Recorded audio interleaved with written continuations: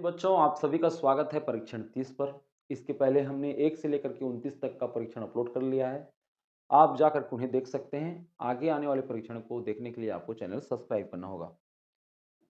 प्रश्न है, राम एक यात्रा प्रातः 9 बजे शुरू की और वह अपनी मंजिल पर 3:30 अपराह्न माने दोपहर को वो पहुंच गया।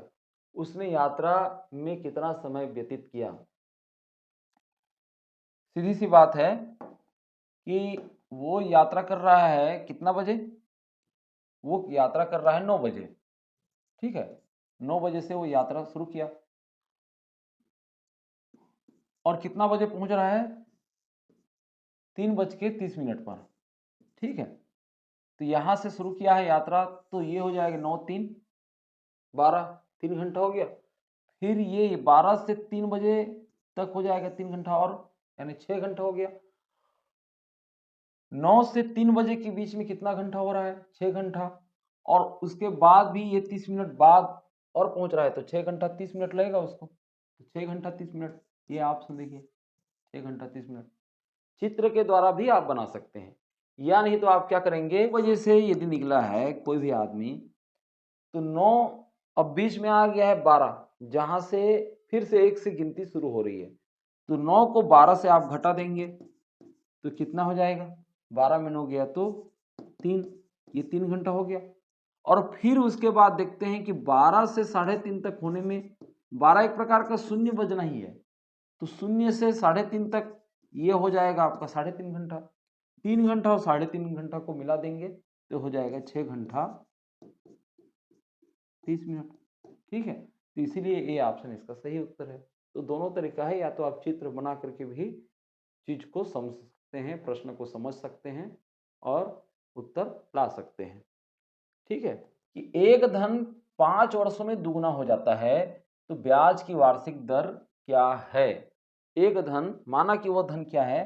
100 रुपया है, और वो 5 वर्षों में हो जाता है दुगना, यानी 200 हो जाएगा। तो सीधा सा मतलब यह है कि उसने 100 रुपये, उस धन का 100 रुपया ब्याज हो गया। ब्याज क्या है? अतिरिक्त धन है जो कि मूलधन में जोड़ी जाती है। ठीक है, तो ये मूलधन तो आपका 100 रुपया है, उसमें जोड़ा कितना गया है? 100 रुपया जोड़ा गया है, ये अतिरिक्त धन है, तब तो वो 200 रुपया हो रहा है, दुगुना हो रहा है। तो ब्याज बराबर होता क्या है? ब्याज बराबर होता है मूलधन गुणित दर गुणित समय। यहाँ पर ब्याज की जगह में 100 रुपया, ठीक है, और दर की जगह में हो जाएगा दर, जो भी है दर बटे 100, है ना, और समय की जगह में आपका 5 वर्ष। अगले स्टेप में करेंगे क्या कि एक तरफ जो है दर को रहने देते हैं, ठीक है, एक तरफ हम दर को रहने दें, और बाकी इधर जो 100 गुणित और ये बटे 100 है और 5 है, ये जितने भी पूर्ण संख्या हैं इनको हम इधर पक्षांतर कर देंगे। तो इधर है क्या, ऑलरेडी पहले से 100 रुपये 100 है ही। अब ऊपर ऊपर में है, जैसे कि अंश में है ये आपका 100/5, वो इधर आएगा तो क्या बन जाएगा? हर बन जाएगा, ये इस तरीके से बटे के रूप में हो जाएगा। नीचे में चला जाएगा, ऊपर वाले जो नीचे में आ जाएगा जब पक्षांतर होगा तो, और जो नीचे का है ऊपर में चला जाएगा, ये इस प्रकार से। ठीक है, अब इसको हल कर लेते हैं। ये 100 कट गया, ये भी 100 कट गया, 5 एकम 5, 5 दूनी 10, शून्य का शून्य, यानी दर कितना हो गया आपका? 20 आ गया, और 21 रूप में आया है, ये प्रतिशत है। ठीक है, दर हमेशा प्रतिशत के रूप में रहता है, तो ए ऑप्शन देखिए 20% इसका सही उत्तर होगा। अगला हम प्रश्न देखें। अगला प्रश्न में कि यहाँ पर है 0.1 गुणित 0.1 गुणित 0.1 ऋण 0.01 गुणित 0.01 गुणित 0.01 का मान क्या होगा? 0.1 गुणित 0.1 गुणित 0.1 के रूप में लिख लेते हैं। ये ऋण है 0.01 गुणित 0.01 और 0.01, ये इस प्रकार से दिया है। इसका मान क्या होगा? हल करेंगे तो क्या होगा? एक एकम एक, एक एकम एक, एक आया, और दशमलव के बाद कितनी अंक हैं? 1 2 3 अंक है, तो यहाँ पर 1 2 और ये 3, तब जाकर के एक दशमलव लगेगा। फिर हम देखते हैं ऋण का ऋण, यहाँ पर भी एक एकम एक, एक एकम एक, माने 1 आया, और दशमलव के बाद कितना अंक है, 1 2 3 4 5 6, 6 अंक है, तो 1 2 3 4 5 और ये हो जाएगा 6, फिर जाके ये दशमलव लगेगा। अब हमको घटा देना है 0.001 में 0.00001 को, ये घटा देना है। ठीक है, तो इसमें से बड़ी संख्या क्या है, बड़ी संख्या तो ये हजारवां भाग रहेगा ना। ठीक है, ऊपर में रहेगा इसलिए बड़ी संख्या। शून्य में तो एक घटेगा नहीं, तो शून्य क्या करेगा, इससे उधारी मांगेगा, इसके पास भी नहीं है, इससे उधारी मांगेगा, फिर इससे उधारी मांगेगा, ये इससे उधारी दे देगा तो ये हो जाएगा 0। एक रखा था उसको भी उधारी दे दिया तो हो गया 0, और ये इसको पाकर के शून्य क्या हो जाएगा, ये 10 हो जाएगा। 10 को जो ये उधारी मान लेगा तो ये हो जाएगा 9, ये हो जाएगा 10, फिर इसको ये उधारी मांग लिया तो ये हो गया 9 और ये हो गया 10, तो 10 में 1 जाएगा तो हो जाएगा 9। तो यहाँ पर 9 बचा है तो 9, यहाँ पर भी 9 बचा है तो 9। अब ये शून्य है तो 0 0 0 दशमलव, ये हो गया 0.000999, ये उत्तर आएगा। तो हम देख रहे हैं कि कौन सा है, सी ऑप्शन देखिए 0.000999, ये इसका सही उत्तर होगा। ठीक है, तो इस प्रकार से आपको बना लेना है। हमने दशमलव को सबसे पहले गुणा किया, फिर उसको आपस में घटा दिया। अगला प्रश्न है कि एक जायदाद के 5/6 का मूल्य 1740 है, तो आधी जायदाद का दाम क्या होगा। मान लो जायदाद x है, x का 5/6 भाग कितना है, 1740 है।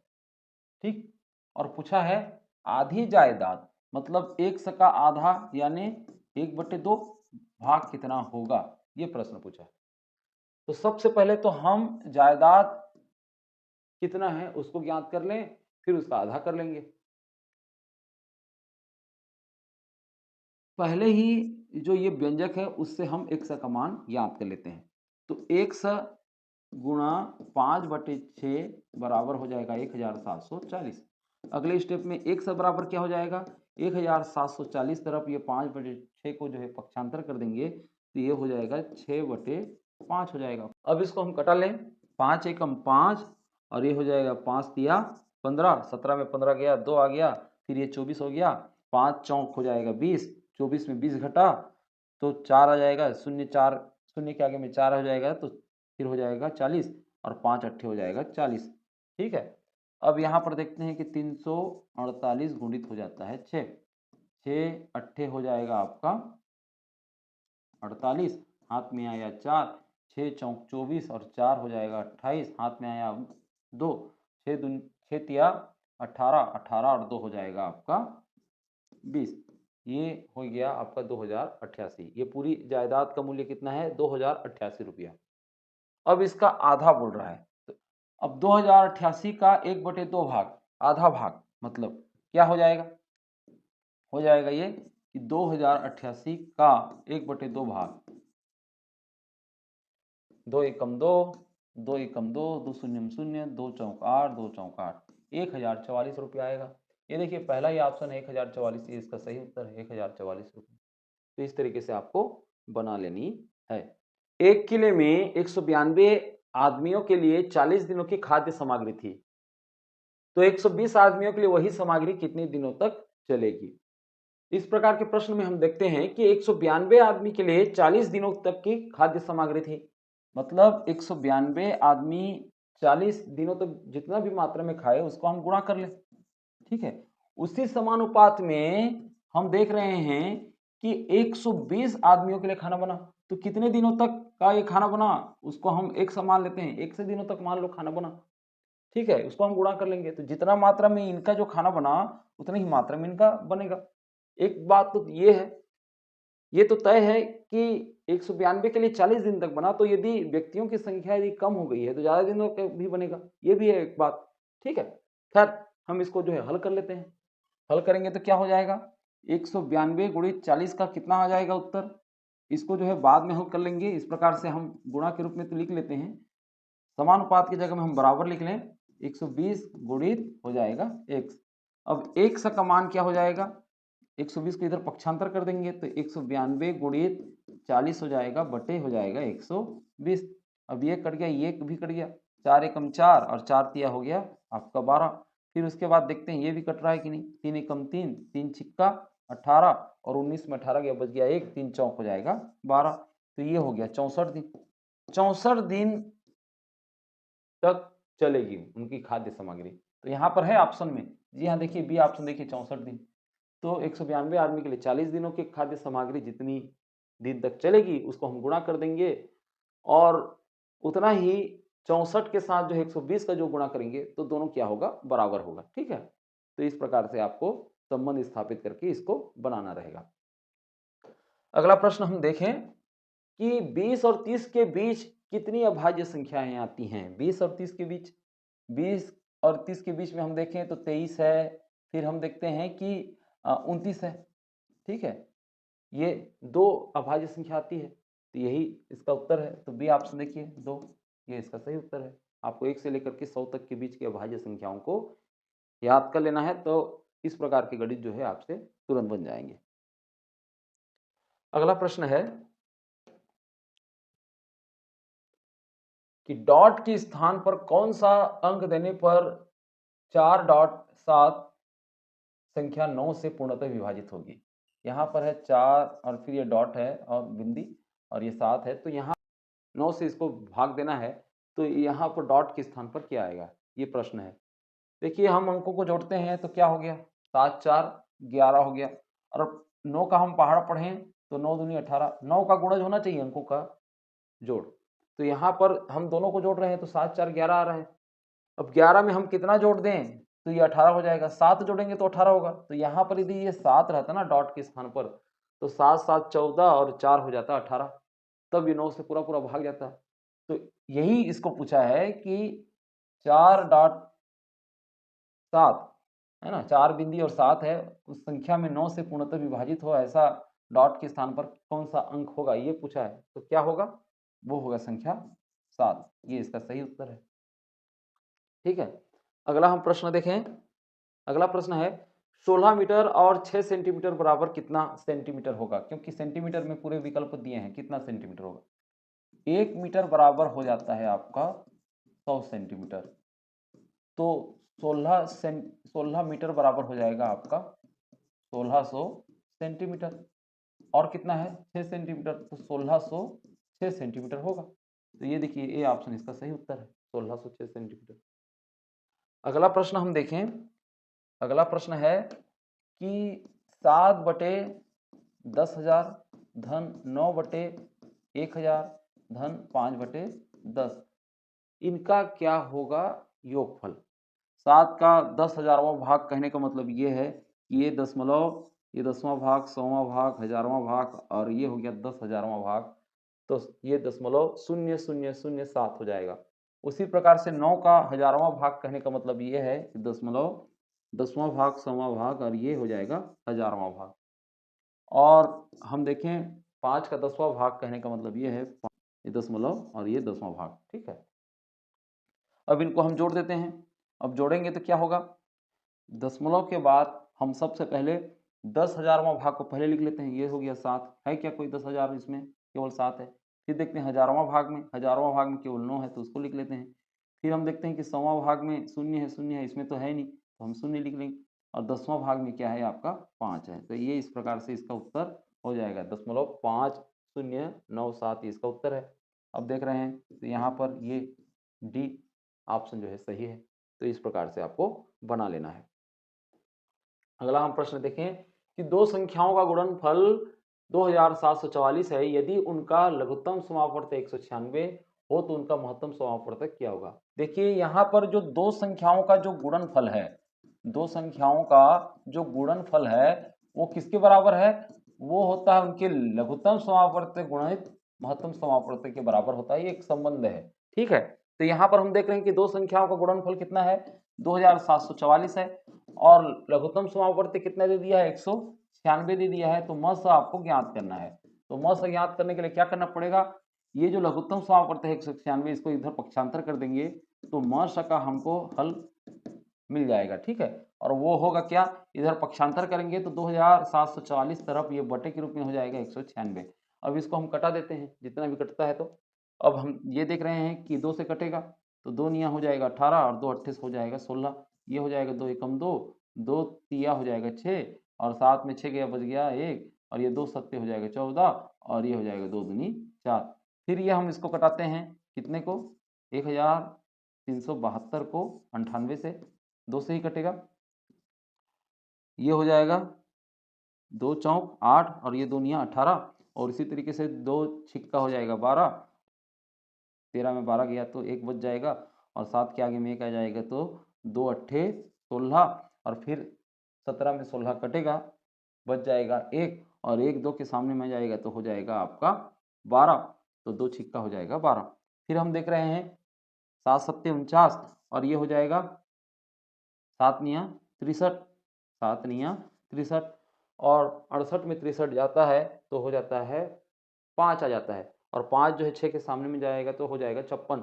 फिर हम देखते हैं कि 7 अट्ठे होता है 56, ठीक है।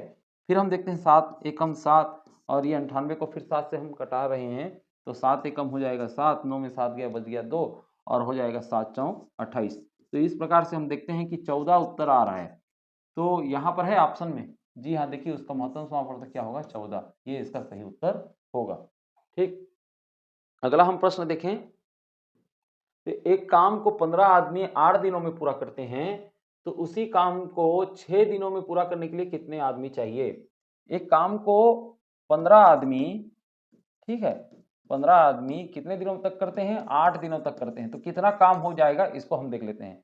तो 8 पंचे हो जाएगा आपका 40, हाथ में आया 4 और 8 एकम 8 और 4 हो जाएगा 12, माने 120 आदमी दिन का ये काम हुआ, ठीक है। अब प्रश्न पूछ रहा है कि उसी काम को 6 दिनों में पूरा करने के लिए कितने आदमी चाहिए। तो 6 दिनों तक काम करने के लिए क्या करेंगे, 6 दिन को हम इसके साथ भाग कर देंगे तो हमको पता चल जाएगा कि कितने आदमी चाहिए। अब ये दिन का दिन तो कट ही जाएगा, 6 कम 6, 6 दूनी 12 हो जाएगा और शून्य का शून्य, यानी 20 आदमी की जरूरत पड़ेगी। तो इस प्रकार से आप आसानी से सरल ढंग से इस चीज को बना सकते हैं। तो ये डी ऑप्शन क्या होगा, 20 आदमी की आवश्यकता होगी, ठीक है। अगला हम प्रश्न देखें, अगला प्रश्न है कि कौन से वर्ष में फरवरी के 29 दिन होंगे। तो फरवरी का 29 दिन लीप वर्ष में होता है और लीप वर्ष की पहचान ये होती है कि उसका जो इकाई और दहाई है वो 4 का गुणज होता है या तो 0 0 होता है। तो हम यहाँ पर देख रहे हैं कि 0 0 ऑप्शन है ये 2000 का, तो यही इसका क्या होगा, सही उत्तर होगा। तो ये सी उत्तर 2000 क्या होगा, उस समय जो है फरवरी में 29 दिन होंगे। एक परीक्षा में पास होने के लिए 40% अंक प्राप्त करना आवश्यक है। किसी ने 75 अंक प्राप्त किए और 45 अंक से फेल हो गया तो बताएं पूर्णांक कितने हैं। देखिए पहले तो हम देख लें कि उसने प्राप्तांक कितना प्राप्त किया है, ठीक है, और उसका जो प्राप्तांक उसको जो मिला है वो 40% के बराबर होगा। तो कैसे 40% के बराबर करें प्राप्तांक को, अभी उसने पाया है 75 अंक और फिर भी वो 45 अंक से फेल हो गया, मतलब इसमें हम 45 को जोड़ दें तो 75 में हम 45 को जोड़ रहे हैं तो क्या होगा, ये देखिए 5 5 हो गया 10, हाथ में आया 1 और 7 4 11 और 1 हो जाएगा 12। तो माने 120 अंक उसको पाना था पास होने के लिए, माने परीक्षा में पास होने के लिए 40% अंक प्राप्त करना है, ठीक है। तो 120 अंक पाना था तब जाकर के उसका 40% बनता। तो सीधी सी बात यह है कि कितने का, मान लो x का 40% कितना है, अब 120 है, इस रूप में हम इसको लिख लें, ठीक है। माने x क्या है, x है पूर्णांक, ठीक है। तो x का 40% कितना होगा, 120 होगा, ये दोनों बराबर है ना, ठीक है। 120 अंक उसको प्राप्त करना है, तो कितने का 120 अंक प्राप्त करे तो वो 40% के बराबर हो, उसी को हमने x का 40% बराबर 120 लिख लिया। अब इसको जो है हम हल कर लेते हैं, इसको हल कर लेंगे तो क्या हो जाएगा उत्तर आपका, x गुणित 40% को हम लिख लेंगे 40/100 बराबर 120। अगले स्टेप में क्या करेंगे कि x बराबर ये 40/100 को 120 तरफ जो पक्षांतर कर देंगे तो ये हो जाएगा 100/40। अब इसको हल कर लें, ये शून्य कट गया, ये शून्य कट गया, 4 एकम 4, 4 तिया 12। फिर हम देखते हैं कि 3 एकम 3 और 2 शून्य का 2 शून्य, ये हो जाएगा आपका 300। तो 300 इसका क्या होगा, पूर्णांक होगा, बी ऑप्शन देखिए 300 इसका सही उत्तर है, ठीक। अगला हम प्रश्न देखें। अगला प्रश्न है कि डिब्बे में क्या लिखा जाना चाहिए कि 13 सही डिब्बा बटे 7 बराबर 14 सही 1/7 प्रकथन सत्य बन जाए, दोनों जो है बराबर हो जाए। इस प्रकार से हमको जो है करना है काम को। तो यहाँ पर हम लिख लेते हैं 13 और ये डिब्बा हो गया और बटे हो गया 7, इधर बराबर हो गया 14 सही 1/7। अब पहले तो हम इसको हल कर लें, फिर उसके बाद हम देख लेंगे, है ना। आप जानते हैं कि 14 सत्य हो जाएगा 98 और 1 हो जाएगा 99, 99/7 इसको लिख सकते हैं। ठीक है, अब इस 99/7 को हम मिश्र भिन्न में बदलते हैं, मतलब आपका 99 को हम 7 से भाग देंगे। ठीक है, और भाग हमको कितना देना है कि उत्तर उसका भागफल कितना आएगा, 13 आना चाहिए। तो हम देख रहे हैं कि 7 एकम 7, 9 में 7 जाएगा, बच गया है 2, फिर उतारेंगे 9 को। अब हमको जो है 7 का पहाड़ा 3 बार पढ़ना होगा ताकि जो हमको उत्तर आ जाए 13। तो फिर हो जाएगा 7 तिया 21। ठीक है, हम ये जानते हैं कि 7 चौक 28 होता है, लेकिन फिर भी 7 या 21 करेंगे क्योंकि हमको ये 13 मान निकालना है, 13 सही हम के रूप में लिखना है। तो 29 में 21 जाएगा तो बच जाएगा आपका 8। तो 8 शेषफल बच रहा है। तो यहाँ पर आपका इसको हम मिश्र भिन्न के रूप में लिखें तो किस रूप में लिख सकते हैं, 13 पूरा पूरा भाग गया और 8 जो है शेष आया और 7 की जगह में 7 रहेगा। तो इस डिब्बे में क्या आ रहा है, इस डिब्बे में आ रहा है 8। तो ये बी ऑप्शन देखिए 8, ये इसका सही उत्तर होगा। ठीक है, तो इस प्रकार के गणित को आपको क्या करना है, ये जो मिश्र भिन्न है इसको विषम भिन्न में बदल देना है, भाग देना है और कितने तक का भाग देना है, जितना ये सही रहेगा उतने तक का भाग देना है। जैसा कि यहाँ पर 13 था इसलिए हमने 7 का पहाड़ा पढ़ा 13 तक और उतना ही को ही कटाया। तो जितना शेष बल बच रहा है वो फिर उसके ऊपर में हम उसको लिख लेंगे। ठीक है, अगला हम प्रश्न देखें कि 10 भागित और कोष्टक में है 10 धन 15। तो सबसे पहले हम कोष्टक का हल कर लेंगे। 10 भागित और कोष्टक का हल कर रहे हैं तो क्या हो जाएगा, 10 में 15 को जोड़ देंगे तो हो जाएगा 25, माने आपका 10 बटे हो जाएगा 25। फिर इसको हम सरल कर लें तो 5 दूनी हो जाएगा 10 और ये 5 पछे हो जाएगा 25, यानी 2/5 आ जाएगा उत्तर। तो ये डी ऑप्शन क्या है इसका सही है। अगला हम प्रश्न देखें कि 45 और 195 का लघुत्तम समावर्तीय ये है आपका 585, उनका महत्तम समावर्तक क्या होगा। तो या तो आप सीधा क्या कर दें, 145 गुणा 195 बराबर इनका लघुत्तम समावर्तक है 585 गुणित म सभी कर सकते हैं, ये एक संबंध।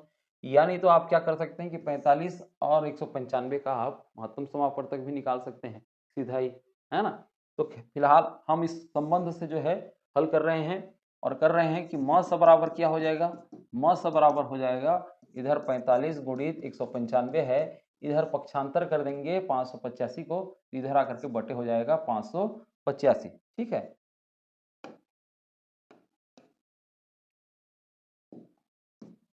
585। ठीक है, अब इसको हल कर लेते हैं, हम कटा ले रहे हैं इसको। देखिए आपका हो जाएगा ये 5 एकम 5, 5 एकम 5, 8 में 5 गया बच गया 3, 5 7 35 और उसी प्रकार से ये 5 9 हो जाएगा 45। ठीक, अगले स्टेप में हम करेंगे क्या, अगले स्टेप में हम देखते हैं कि 3 से इसको कर लें, 3 तिया हो जाएगा 9 और ये हो जाएगा 3 तिया 9, 11 में 9 जाएगा तो हो जाएगा 2 आ जाएगा, फिर 3 निया हो जाएगा 27। ठीक है, फिर हम देखते हैं कि 3 एकम 3, ये 3 एकम 3, 3 तिया 9। ठीक, 13 का पहाड़ा पढ़ते हैं, 13 एकम 13 और 195 में हम इसको कटा रहे हैं तो 13 एकम हो जाएगा 13 और 19 में 13 यदि घटेगा तो आ जाएगा 6 और 6 5 के सामने में आ जाएगा तो हो जाएगा 65, फिर 5 6 हो जाएगा 65। ठीक है, तो इस प्रकार से देखें तो 15 उत्तर आ रहा है, तो ये म स बराबर क्या होगा 15। तो इस प्रकार से आप 15 को भी ला सकते हैं, या नहीं तो आप करेंगे क्या, आप कर सकते हैं कि 45 और 195 का म स ही निकाल लेंगे। ठीक है, फिर आप इसको 3 से कर देंगे भाग, फिर ये हो जाएगा 3 एकम 3, 3 पंचे 15 ये हो गया और ये 3 छिक्का 18 और 3 पंचे 15 ये हो गया। फिर हम देखते हैं कि 5 से जाएगा, 5 से जाएगा तो हो जाएगा 5 तिया 15 और 5 एकम 5 और 6 में 5 गया बच गया 1, फिर 5 तिया हो जाएगा 15। तो ये इस प्रकार से हम देखें तो महत्तम समापवर्तक क्या आ रहा है कि 3 गुणित 5 आ रहा है, 3 पंचे हो जाएगा 15। तो इस हिसाब से भी आप इसको बना सकते हैं। तरीका जो भी अपनाएं उत्तर उतना ही आना है। अब अगला प्रश्न हम देखें कि 300 लीटर मिश्रण में 75 लीटर पानी और शेष शराब है, बताओ मिश्रण में कितने प्रतिशत शराब है। 300 लीटर के मिश्रण में 75 लीटर पानी है।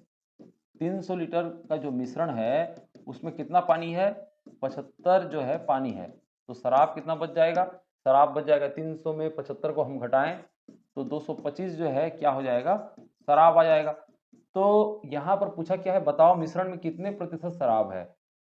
इसका मतलब क्या है कि 300 का कितना प्रतिशत शराब 225 लीटर है ना। हमने जो है पानी को घटा करके शराब की मात्रा ज्ञात कर लिया, ठीक है। तो ये इस प्रकार से हम इसको देखते हैं हल करके। तो 300 का गुणित का के जगह में गुणित और 100% की जगह में 100 बटे हम 100 लिख देंगे और ये हो जाएगा 225। अब फिर हम अगले स्टेप में क्या करेंगे कि 100 को एक तरफ रहने देते हैं और ये जो 300 बटे 1 है इसको इधर पक्षांतर कर देंगे तो 225 तरफ जाएगा तो ये हो जाएगा 100 बटे ये हो जाएगा 300, ठीक है। अब इसको कटा दिए, इसको कटा दिए, ये कट गया, ये कट गया, 3 एकम 3, 3 सत्ते 21, 22 में 21 घटा तो 1 बचेगा और ये 3 पंचे हो जाएगा 15, तो ये हो जाएगा 75। तो 75% क्या है इसमें शराब है। ये डी ऑप्शन क्या होगा इसका सही उत्तर होगा। अगला हम प्रश्न देखें कि वह छोटी से छोटी संख्या कौन सी है जो 40, 50 और 60 से पूरी तरह से विभाज्य हो। 40, 50 और 60 का क्या कर लेते हैं हम लघुत्तम समापवर्ती निकाल ले रहे हैं। देखते हैं हम कटाते हैं। 2 से पहले जाएगा 2 दूनी 4, 2 शून्य में शून्य, फिर 2 दूनी 4 और इसमें एक जाए 2 पंचे 10 हो जाएगा। फिर ये देखिए 2 तिया 6 और ये शून्य का शून्य, फिर 2 से जाएगा 2 एकम 2 और शून्य का शून्य, 25 का 25, ये हो जाएगा 2 एकम 2, 3 में 2 गया बच गया 1, 2 पंचे 10, फिर ये 2 से जाएगा 2 पंचे 10 और ये 25 का 25 और ये 15 का 15। फिर हम देखते हैं कि 3 से जाने का है 5, 25 तो उतर जाएगा 5, 3 पंचे हो जाएगा 15, ठीक है। फिर उसके बाद 5 से जाने का है 5 एकम 5, 5 पचे 25, 5 एकम 5, फिर 5 से जाने का है ये 5 एकम 5, 5 एकम 5, ये हो गया 5 पचे हो जाएगा 25, ठीक है। 25 दिया हो जाएगा आपका 75 और 75 दूनी हो जाएगा आपका 150, 150 दूनी हो जाएगा आपका 300 और 300 दूनी हो जाएगा आपका 600। एक बार और इसको गुणा कर लें, 5 पचे हो जाएगा 25, 25 दिया हो जाएगा 75, 75 दूनी हो जाएगा आपका 150, 150 दूनी हो जाएगा 300 और 300 दूनी हो जाएगा 600। तो इस प्रकार से ए ऑप्शन क्या है 600 इसका सही उत्तर है। अगला हम प्रश्न देखें कि 0.5 गुणित 0.6 गुणित 0.7 का गुणनफल क्या होगा। यहाँ पर हम देखें 0.5 गुणित 0.6 गुणित 0.7 का क्या उत्तर होगा। सबसे पहले हम हल कर लेते हैं। ये देखते हैं कि 5 छिक्का हो जाएगा आपका 30, ठीक है, 5 छिक्का 30 और हम जान रहे हैं कि 30 सत्ते क्या हो जाएगा 7 या 21, ये हो जाएगा 210, ठीक है। अब ये 210 आ गया। अब उसके बाद हमको दशमलव लगाना है। दशमलव के बाद कितना अंक है 1 2 3 अंक है, तो दशमलव ऐसे जगह में लगाएंगे उसके बाद 3 अंक हो 1 2 3 अंक, ये देखिए। तो इसको हम क्या लिख सकते हैं 0.21 के रूप में भी लिख सकते हैं। तो यहाँ पर है ऑप्शन देखिए बी ऑप्शन देखिए 0.21, ये इसका सही उत्तर है। अगला प्रश्न है कि वह बड़ी से बड़ी संख्या बताएं जो 175 और 280 को पूरा पूरा विभाजित कर दे। तो बड़ी से बड़ी संख्या ज्ञात करने के लिए बोला है, यानी महत्तम समापवर्तक की बात कर रहा है। तो ये 175 और आपका 280 का महत्तम समापवर्तक क्या हो जाएगा देखते हैं। सबसे पहले 2 से इसको भाग दे नहीं सकते क्योंकि 175 नहीं जाएगा। 3 से देखते हैं तो 3 से में हम देखते हैं कि 8 2 होता है 10, 3 के पहाड़ा में ये शामिल नहीं है। 5 से ही होगा ये, तो ये होगा 5 दिया 15, 17 में 15 गया बच गया 2, 5 पचे हो जाएगा 25। फिर हम देखते हैं कि 5 पचे 25 और 28 में 25 गया बच गया 3 और शून्य के आगे में हो जाएगा तो वो हो जाएगा 30, तो 5 छिक्का हो जाएगा 30, ठीक है। अब ये 5 से पूरा पूरा तो चला गया। फिर हम देखते हैं कि 7 से देखें तो ये हो जाएगा 7 पंचे 35 और 7 अट्ठे 56, ये इस प्रकार से जाएगा, ठीक है। हम देख रहे हैं कि महत्तम समापवर्तक बराबर क्या आ गया, महत्तम समापवर्तक बराबर आ गया 5 गुणित 7, यानी 7 5 6 35, ये 35 उत्तर आ रहा है। तो 35 ही वह बड़ी से बड़ी संख्या है जो 175 और 280 को पूरा पूरा विभाजित कर देगी। ये ए ऑप्शन इसका सही उत्तर है। तो इस प्रकार से बच्चों आपको सभी प्रश्नों का हल समझ में आ गया होगा। इसी तरीके से आप हमसे जुड़े रहिए और पूरे गणित को आप सीखिए। तो हम मिलते हैं एक नए परीक्षण में।